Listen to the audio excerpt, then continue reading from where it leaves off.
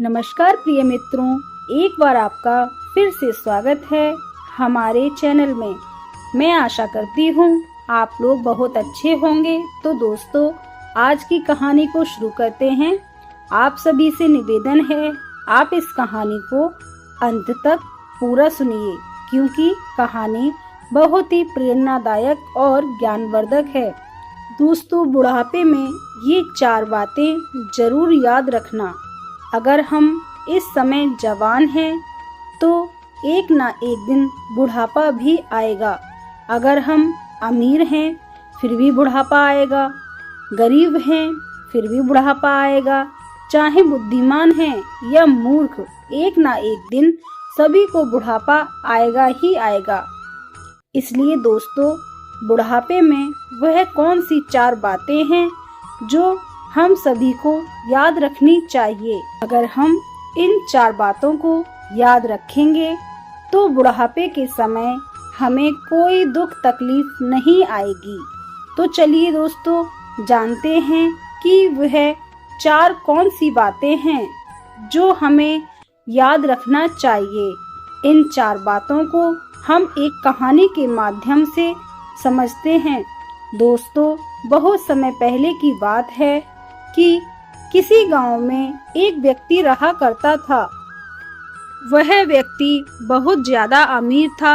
अमीर होने के कारण उसके बहुत ज्यादा कारोबार थे और उसके कारोबार दूर दूर तक फैले हुए थे। जब उस व्यक्ति ने अपने व्यापार से बहुत सारा धन कमा लिया तो एक दिन उसके माता पिता ने अपने पुत्र से कहा, बेटा, तुमने अपने मेहनत से व्यापार तो खूब बढ़ा लिया है और अपने व्यापार से धन भी काफी कमा लिया है। अब हमारे घर में ईश्वर का दिया हुआ सब कुछ है, इसलिए हम चाहते हैं कि अब तुम विवाह करके घर गृहस्थी को आगे बढ़ाओ।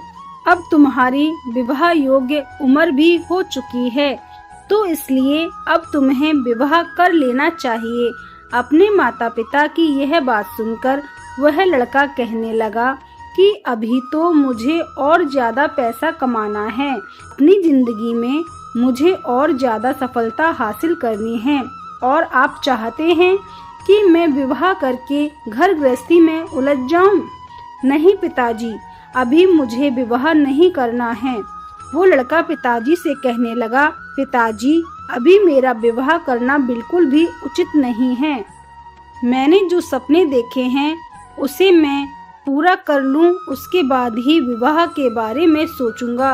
उसके माता पिता ने समझाया कि पुत्र, शादी तो प्रत्येक मनुष्य को करनी ही होती है, क्योंकि शादी के बाद बच्चे पैदा होने के बाद ही वंश आगे बढ़ता है और संतान उत्पत्ति के बाद ही मनुष्य पर जो पितृ कर्ज होता है वह उससे मुक्त हो पाता है।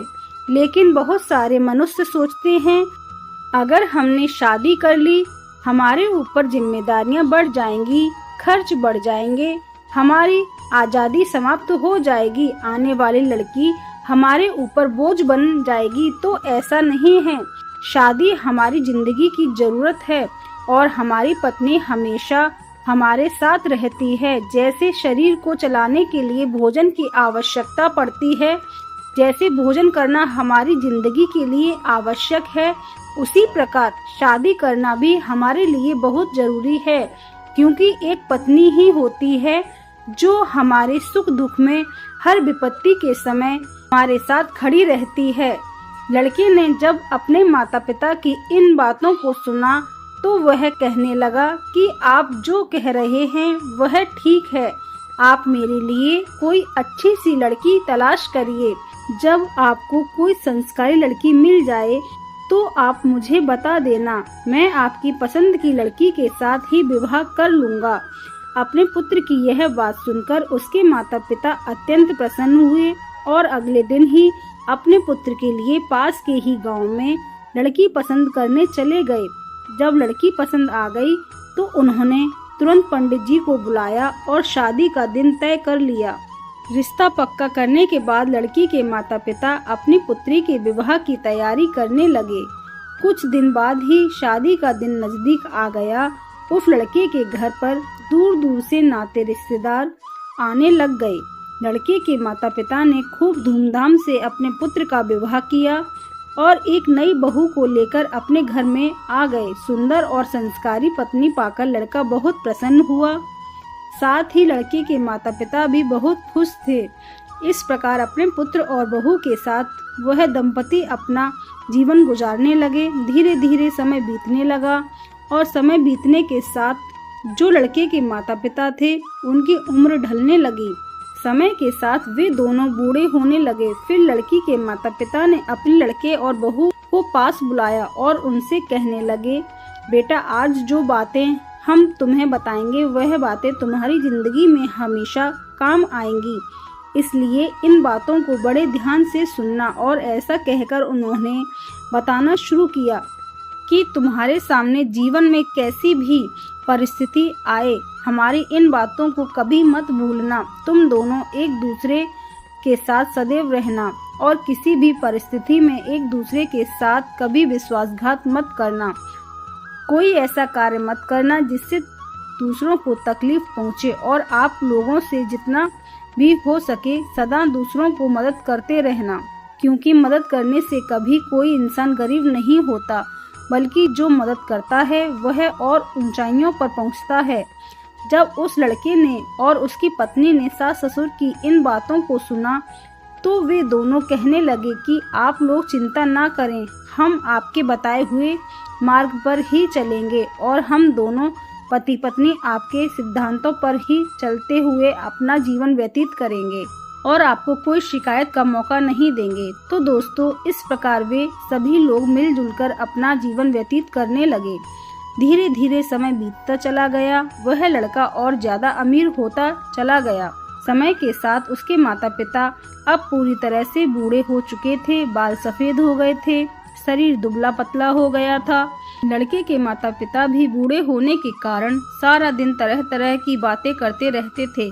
उनका यह व्यवहार लड़के की पत्नी को रास नहीं आता था और वह नाराज हो जाती थी। उसकी नाराजगी का कारण था कि उसके साथ सास ससुर बार बार किसी न किसी बात को लेकर उससे झगड़ने लग जाते थे। ऐसे में जब उसका पति शाम को घर आता तो वह उसे बताती कि उसके माता पिता रोज ना रोज किसी न किसी बात को लेकर मुझसे झगड़ा करते हैं।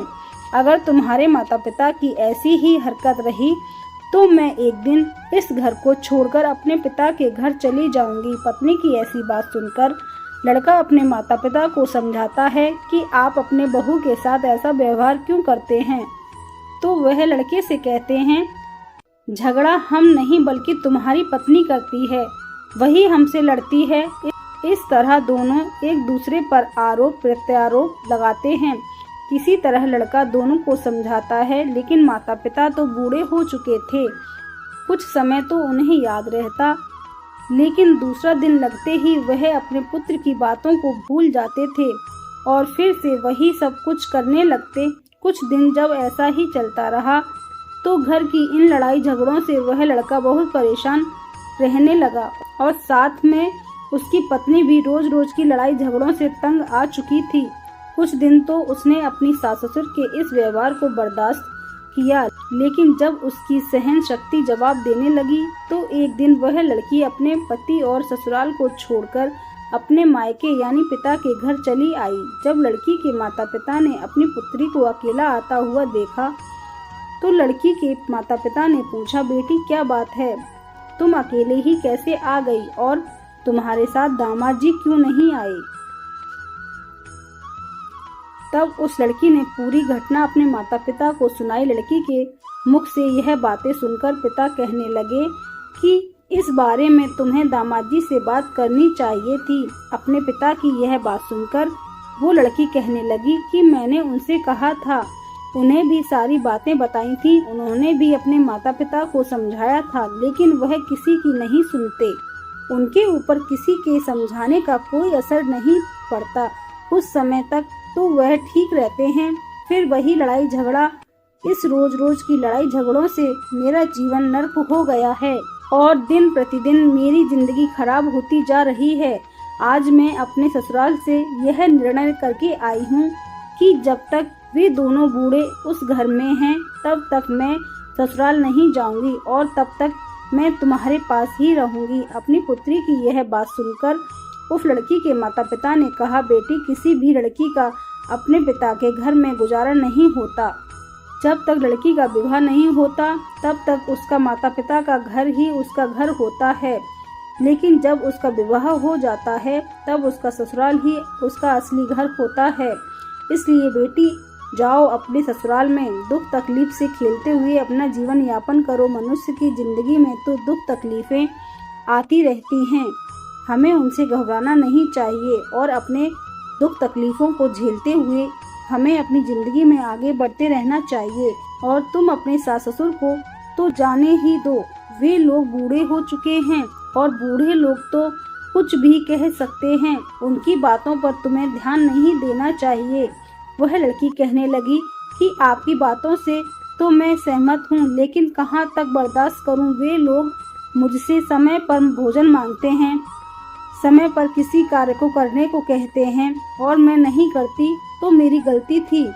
मैं उनका हर काम समय पर करती हूँ, फिर भी वे लोग मुझे भला बुरा कहते हैं और मुझे तरह तरह के ताने देकर प्रताड़ित करते हैं। यही नहीं, मेरे बारे में लोगों से तरह तरह की बातें करते हैं। वे लोगों से कहते हैं, हमारे घर में जो बहू आई है उसका चाल चलन ठीक नहीं है, हमारा लड़का इतना कमाता है फिर भी हमारी बहू हमें कुछ खाने को नहीं देती। इस तरह की बातें वह गांव वालों से करते हैं और हमेशा ही मेरे पकाए हुए खाने में कमी निकालते रहते हैं। लोगों से कहते हैं कि हमारी बहू को तो खाना भी बनाना नहीं आता और हम लोगों को समय पर भोजन भी नहीं देती है। इस कारण हम दोनों समय से पहले ही बूढ़े हो चुके हैं और उनकी बातों पर गांव वाले भी विश्वास कर लेते हैं। ऐसे में आप ही मुझे बताइए, मैं उन्हें भोजन क्यों नहीं दूंगी? मैं भला उन्हें भूखा क्यों मारूंगी? जब अपनी बेटी की यह बातें उसके पिता सुनते हैं तो उसे अपनी बेटी की बातें सुनकर बड़ा ही दुख होता है और अपनी बेटी से कहता है कि पुत्री, तुम चिंता मत करो, इसके बारे में मैं तुम्हारे ससुराल जाकर तुम्हारे सास ससुर और तुम्हारे पति से बात करूंगा। उनसे पूछूंगा कि आखिर वे लोग तुम्हारे साथ ऐसा व्यवहार क्यों करते हैं। अगले दिन ही लड़की के माता पिता अपनी बेटी को लेकर उसके ससुराल पहुंचते हैं। ससुराल में उन्हें दामाद तो नहीं मिलते। फिर लड़की के माता पिता इस बात को दोनों के सामने रखते हैं, लेकिन वे लोग तो बूढ़े हो चुके थे, उनके अंदर समझदारी नाम की कोई चीज नहीं बची थी। उल्टा वे दोनों लड़की के माता पिता को ही भला बुरा कहते हैं। लड़की के माता पिता ने काफी समझाया लेकिन कोई हल नहीं निकला। जब बातचीत से कोई हल नहीं निकला तो लड़की के माता पिता अपनी बेटी को लेकर उदास मन से अपने घर के लिए वापस लौटने लगते हैं। जब वह वापस लौट रहे थे तो उन्हें रास्ते में एक व्यक्ति दिखाई देता है जिनके एक हाथ में कमंडल था और उनके बड़े बड़े बाल, बिल्कुल सफेद और लंबी दाढ़ी थी और मुख पर एक अलग ही तेज था।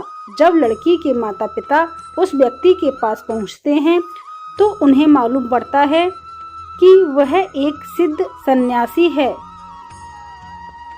उनके चेहरे पर एक अलग ही तेज था। उनके तेज को देखकर लड़की के माता पिता उन्हें प्रणाम करते हैं, उनके चरणों के पास जाकर बैठ गए। जब सन्यासी ने पूछा, पुत्र, कोई परेशानी है क्या?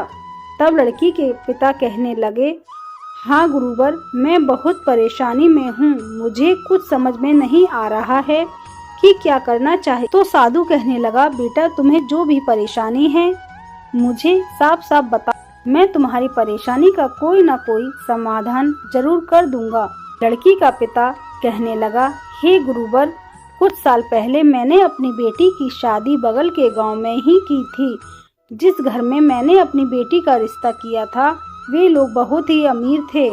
जिस लड़के से मैंने अपनी पुत्री का विवाह किया था वह तो ठीक है, लेकिन उसके माता पिता कुछ ठीक ठाक नहीं हैं। वह बूढ़े हो चुके हैं और बूढ़े होने के कारण मेरी बेटी को तंग करते हैं, परेशान करते हैं और मेरी बेटी की गांव वालों के सामने उल्टी सीधी बातें करते हैं, जिसके कारण मेरी बेटी ससुराल छोड़कर मेरे पास लौट आई है। और मेरे पास रहने की जिद कर रही है। अब ऐसे में आप ही बताइए कि कोई भी पिता अपनी शादीशुदा बेटी का जीवन भला कैसे कटवा सकता है।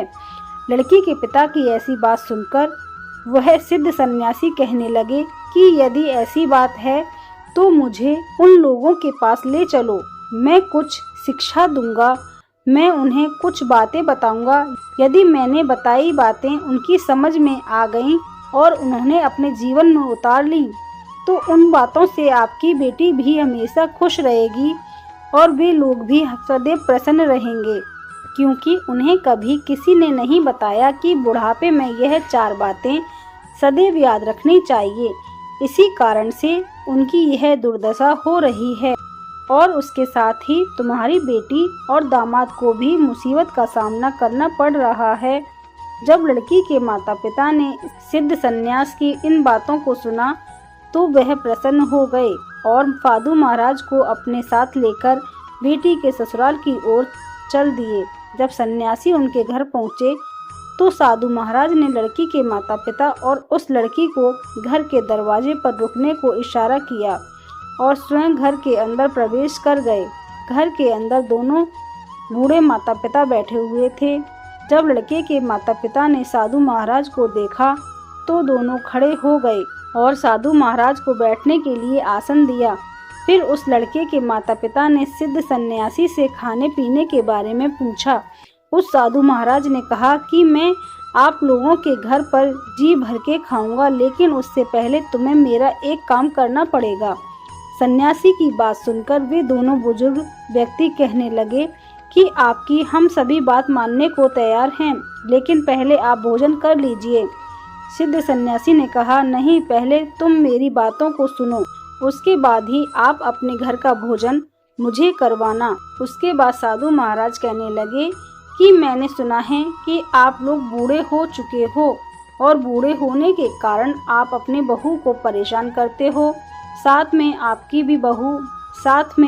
बहू भी तुमसे परेशान रहती है। साधु महाराज की यह बात सुनकर दोनों पति पत्नी कहने लगे, हे गुरुवर, आपने ठीक सुना है, हम दोनों तो बूढ़े हो चुके हैं और हमारी बहू हमारी कद्र नहीं करती और हमेशा हम लोगों को परेशान करती रहती है।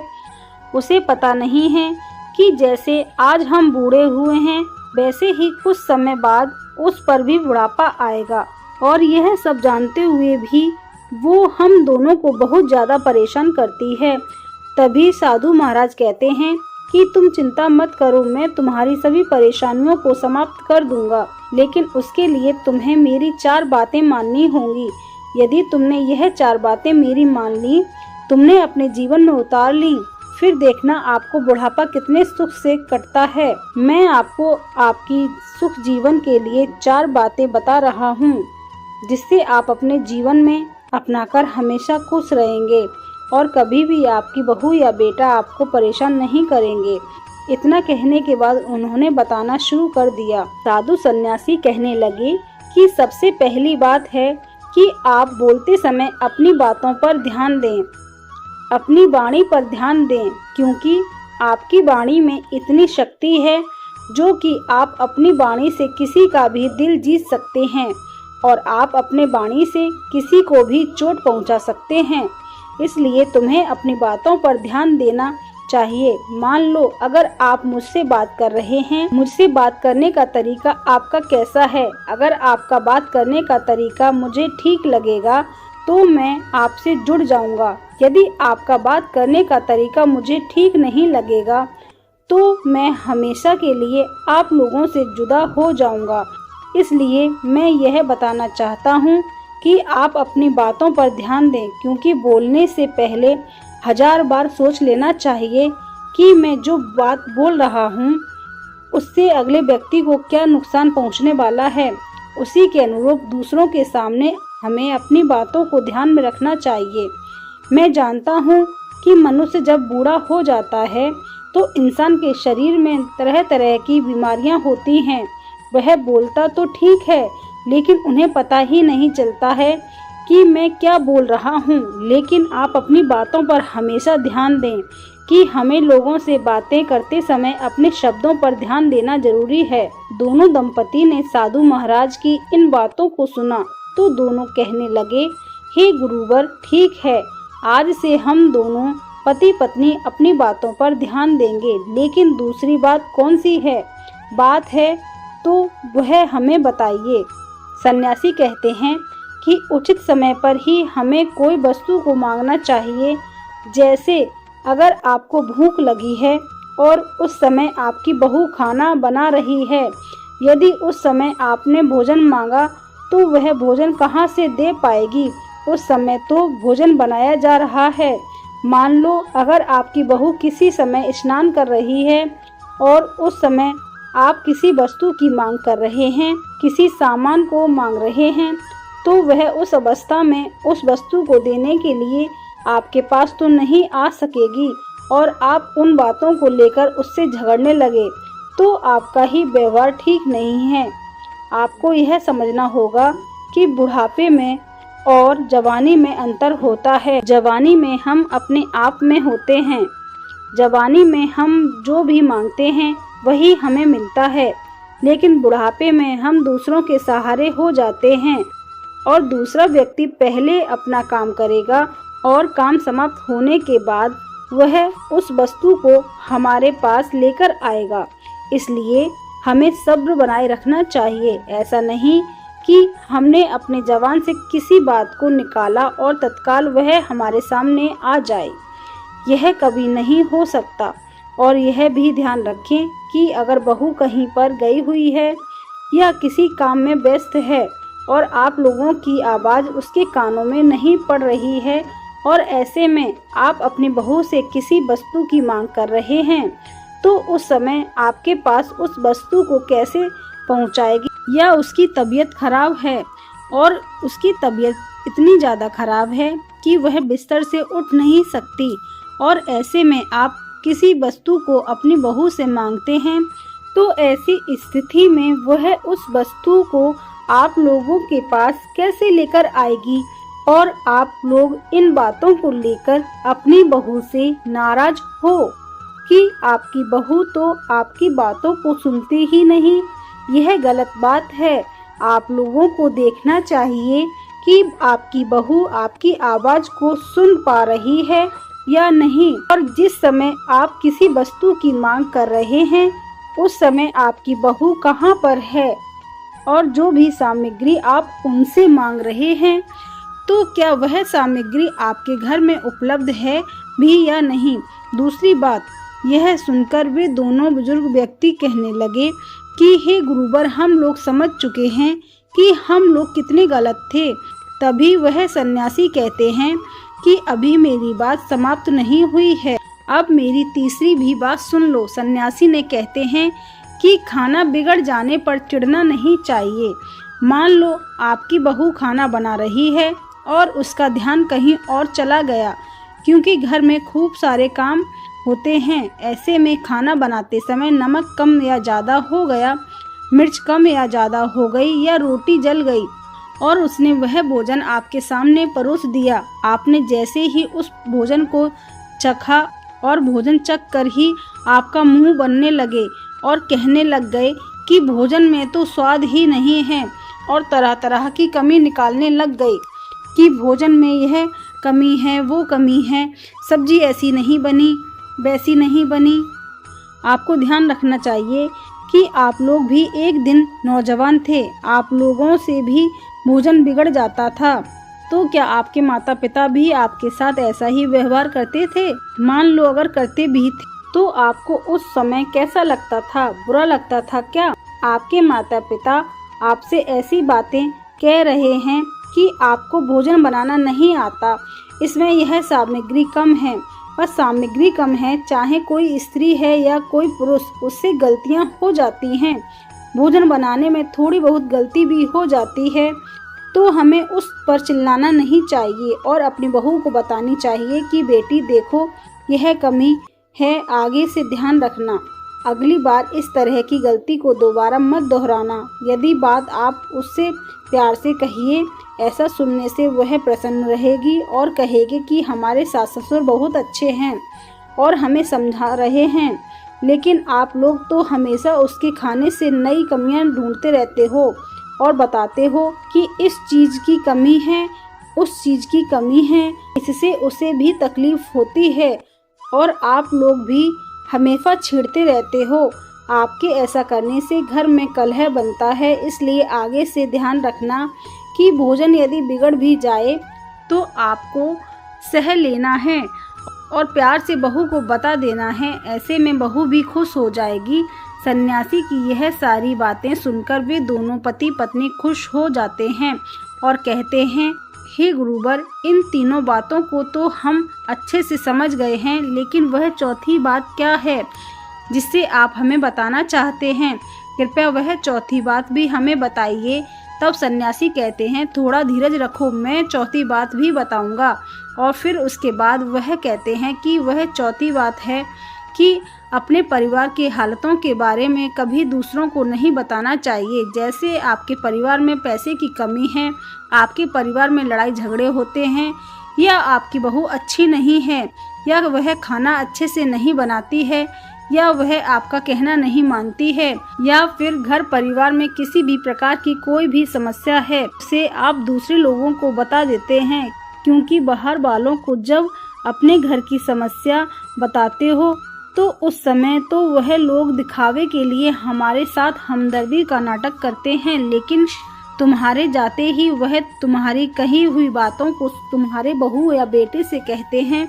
इससे घर में और ज़्यादा कलह बन जाता है, जिसे हम आम भाषा में चुगली कहते हैं। आपने तो सुना ही होगा, इसके घर की बात उसके घर में कहना, इसकी समस्या उससे कहना, बड़ा चढ़ाकर उन बातों को बोलना। अधिकतर लोग तो आपके सामने आपसे हमदर्दी जताते हैं, नाटक करेंगे, लेकिन आपके जाते ही आपकी पीठ पीछे आपकी बुराई या आपकी चुगली करते हैं। इससे आपके घर में झगड़ा सुलझने की बजाय और भी बढ़ जाते हैं, समस्या और भी बढ़ जाती है। आपके बेटे आपकी बहू से, बेटी से माँ के बारे में, पत्नी के बारे में पति से और सास ससुर के बारे में चुगली करेंगे, उन्हें भड़का जाएंगे और कहेंगे कि आपकी सास ने यह कहा है, कि पति ने यह कहा है। इससे घर में और ज़्यादा कलह बन जाती है। यदि आप बहू और बेटे के बारे में खराब बात करेंगे और निरंतर ऐसा करते रहेंगे, आप बेटा बहू की नज़रों से गिर जाते हैं। दूसरों को अपने घर की समस्या बताने से कुछ ठीक तो नहीं होगा, बल्कि आपके परिवार के ऊपर और भी समस्याएं आ जाएंगी। आपके ऐसा करने से आपका लड़का कहीं समझने बोलने लायक नहीं रहेगा। जैसे ही वह समाज में खड़ा होगा या किसी पंचायत में खड़ा होगा और अपनी कुछ बात रखेगा, तो वहाँ पर वह उपस्थित लोग उसके मुंह पर ही कह देंगे कि तुम्हारी बहू तुम्हारे घर में ऐसा करती है, तुम्हारे माता पिता के साथ वैसा करती है, तुम्हारे माँ बाप हम लोगों से तरह तरह की बातें करते हैं, तरह तरह की उन्हें परेशानी हो रही है। बुढ़ापे में तो तुम लोग अपने माता पिता को परेशानी देते हो।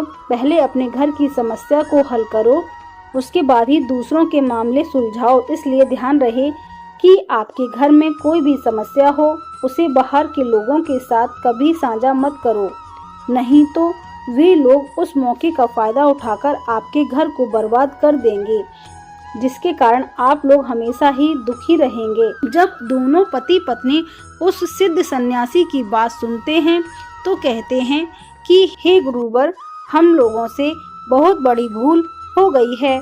हम लोग तो अपने पूरे घर के बारे में, अपने बेटे के बारे में, अपनी बहू के बारे में तरह तरह से यह बात फैला दी है कि हमारा बेटा ठीक नहीं है, हमारी बहू ठीक नहीं है, हमारे घर के हालात ठीक नहीं हैं, हम लोग बहुत परेशान रहते हैं, हमें कभी भी समय पर भोजन नहीं मिलता है, हमारी बहू बिल्कुल भी अच्छी नहीं है।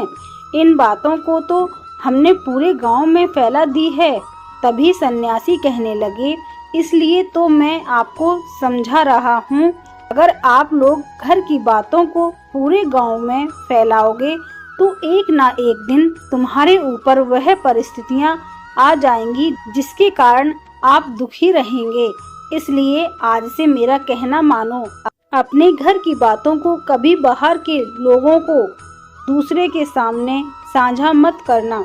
और जो 4 बातें मैंने बताई हैं, उन बातों को अपने जीवन में हमेशा याद रखना, क्योंकि जो भी व्यक्ति इन 4 बातों को अपनाता है और अपने जीवन में उतार लेता है तो उसके जीवन में कभी कोई भी दुख तकलीफ नहीं आती।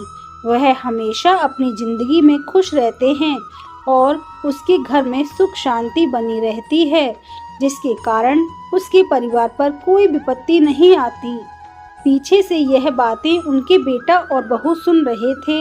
यह 4 बातें समाप्त होने के बाद उसका बेटा और बहू सिद्ध सन्यासी के पास आते हैं और उनके चरणों में प्रणाम करते हैं। तभी वह सिद्ध साधु महाराज कहते हैं, आप लोग भी कुछ बातें सुन लो जो आपके जीवन में हमेशा काम आएंगी। इतना कहकर साधु महाराज उन दोनों पति पत्नी को समझाते हुए कहते हैं कि बेटा, जिस घर में उसके बुजुर्ग माता पिता हैं और उन्होंने उससे कुछ कह दिया या उन्होंने ऐसी कुछ बात कह दी है जिसे सुनकर आपको बुरा लगा है, तो जवान बच्चों को यह समझना चाहिए कि अब वह बूढ़े हो चुके हैं।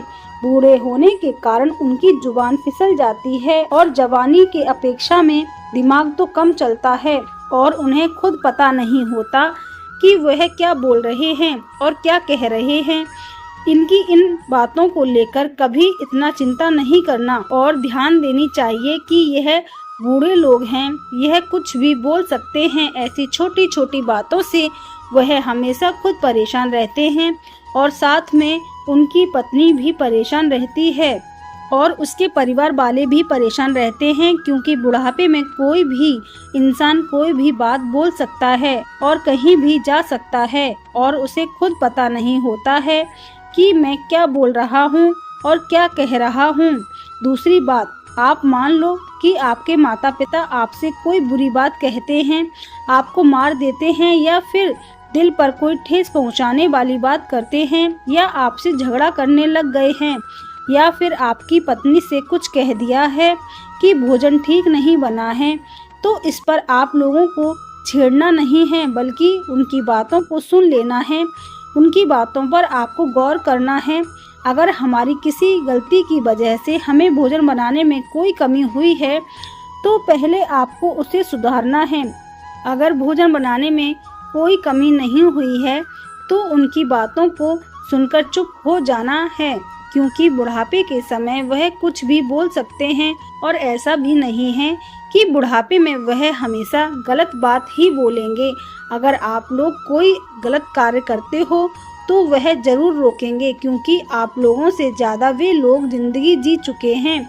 उनके पास आप लोगों से ज़्यादा अनुभव है। उन्हें पता है कि कौन सा कार्य आपके हित में है और कौन सा कार्य आपका अहित करेगा। ऐसे में जब आप कोई कार्य कर रहे हैं और आपके बुजुर्ग उस कार्य को करने से रोक रहे हैं तो तुम्हें उनकी बातों को अनसुना नहीं करना चाहिए, क्योंकि वह अनुभव के आधार पर ऐसा कहते हैं।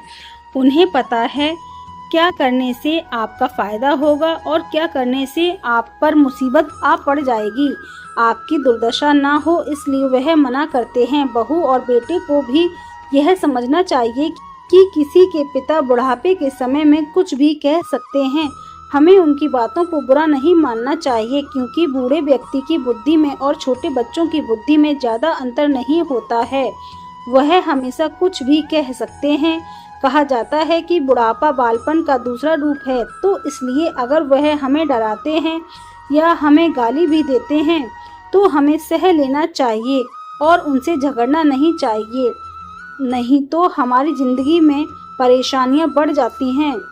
तो दोस्तों, आज की यह वीडियो आपको पसंद आई हो तो हमारे चैनल को सब्सक्राइब करें। मिलते हैं अगली वीडियो में। आप अपना ख्याल रखें। हर हर महादेव।